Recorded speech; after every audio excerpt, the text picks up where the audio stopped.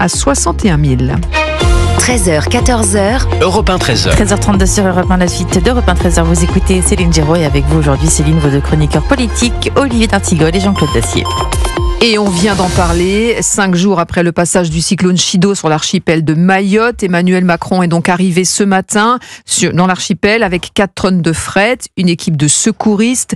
C'est une visite très politique, Olivier d'Artigol, pour un président, finalement à la recherche d'un second souffle depuis la dissolution. Et cette crise, finalement, sur l'île de Mayotte est peut-être un moyen pour lui de revenir au centre de l'échiquier. Ou pas, puisque ce matin, Maoré lui dit « il nous faut de l'eau, il nous faut de l'eau ». Et le président répond « dites-moi ce que les services de l'État auraient pu faire mieux ». On se rappelle tous de ses engagements pris au début de son premier quinquennat, sur l'allongement de la piste de l'aéroport qui est nécessaire pour accueillir des gros porteurs, qui c'est tellement utile aujourd'hui pour organiser le pont aérien. On se souvient les engagements sur le second hôpital. On se souvient les engagements sur justement le réseau de l'eau, sur le fait de lutter efficacement contre la crise migratoire, puisque aucun département français ne peut accepter que sa population soit doublée. Donc, il est quand même devant une équation difficile, puisqu'il revient alors que rien n'a été tenu sur ses engagements. Il y a un double drame pour Mayotte. Il y a le drame, bien sûr, du cyclone, de la dévastation, de la désolation, mais le drame de tout ce qui n'a pas été fait avant. Pour vous, il y a un passif avant même qu'il Donc, je sais qu'il est, c'est quelqu'un qui peut séduire, c'est quelqu'un qui peut faire de la communication, mais le retour au réel peut être douloureux pour lui. Mais, cher Olivier, les promesses qu'il a faites à Marseille, idem. Pourquoi ? Parce qu'on a derrière la parole politique, même lorsqu'elle est présidentielle, il y a l'administration. Oui, mais là, Jean-Claude, on est sur une tragédie quand même historique. Attendez, vous m'interrogez sur les promesses du président, j'essaie de répondre. Que l'État n'ait pas fait son job, n'ait pas fait le boulot à Mayotte depuis des dizaines et des dizaines d'années, ça fait pas l'ombre d'un doute. C'était le département très éloigné, mais le plus pauvre de France. Et c'est sans doute une bêtise d'en avoir fait un département, parce que je pense qu'on n'a pas les moyens de le faire vivre comme doit vivre un département français. Il fallait sans doute faire autrement. Ne regardons pas le passé, essayons de regarder l'avenir. Moi, je veux, une fois de plus, faire preuve d'un certain optimisme. La tragédie est, à l'heure actuelle, terrifiante. Je pense que les moyens qui sont mis en œuvre vont vite apporter une première réponse, l'eau, le sanitaire, la santé, etc., etc., la nourriture, bien évidemment. Puis ensuite, il faudra réfléchir au sort de Mayotte.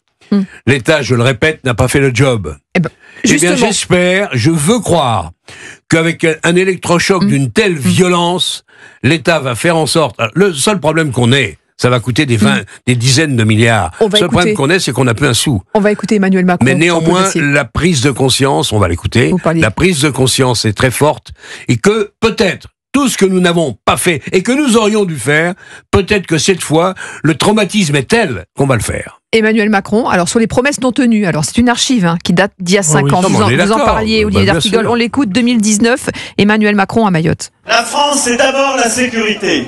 C'est des moyens qu'on remet sur le terrain pour mieux juger, lutter contre la délinquance. Et soyez rassurés, la France, c'est la sécurité. On va relancer des opérations ici, à Mayotte, pour rénover l'habitat.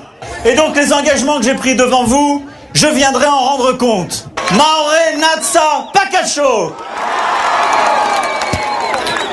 Voilà. Bon, il était en campagne. Voilà, Emmanuel Macron, effectivement, en 2019, une archive qui a mal vieilli. Une chose qui a été donnée par Jean-Claude Dacier, que je partage. Regardez Notre-Dame, on dit 5 ans, un porteur de projet, le général Georgelin, tout ça est suivi, mobilisation de fonds publics et de fonds privés. Réussite. Regardez les JO, un porteur, Tony Estanguet, une équipe, un calendrier, il y avait aussi des défis immenses et colossaux. Est-ce que nous sommes capables, pour Mayotte, de désigner une personne ressource, parce que Marseille en grand, le préfet de région n'avaient pas les mêmes arbitrages, les mêmes décisions. Donc on arrose le sable. Est-ce qu'il est possible de nommer une personne ressource et de dire en 5 ans, on règle la question à Mayotte dans toutes ses composantes. Parce que Wambouchou 1 et Wambouchou 2 n'ont rien donné. Mais on n'avait même pas le contact avec les Comoriens. De faire sauter tous les verrous administratifs qui asphyxient ce pays.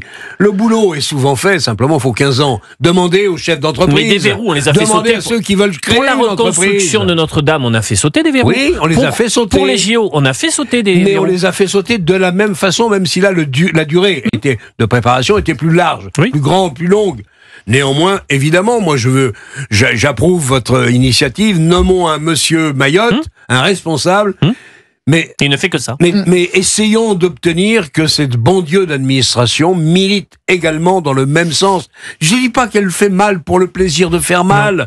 Je dis qu'elle est elle-même contrainte à un certain nombre de choses qui font qu'elle doit rendre des comptes, ceci. Regardez, enfin, la justice. Je prends un tout autre exemple. Vient de rendre les grandes bassines, là, comment les appelle-t-on ? Les méga-bassines. Les méga-bassines viennent de les rendre, alors c'est un jugement très provisoire, mais viennent de les rendre illégales. Mais vous vous rendez compte où on en est ? Le juge, qui connaît peut-être un peu le problème des bassines, le problème de la sécurité, il vient dans ce pays on vient de rendre victoire totale des écologistes. Voilà où on est.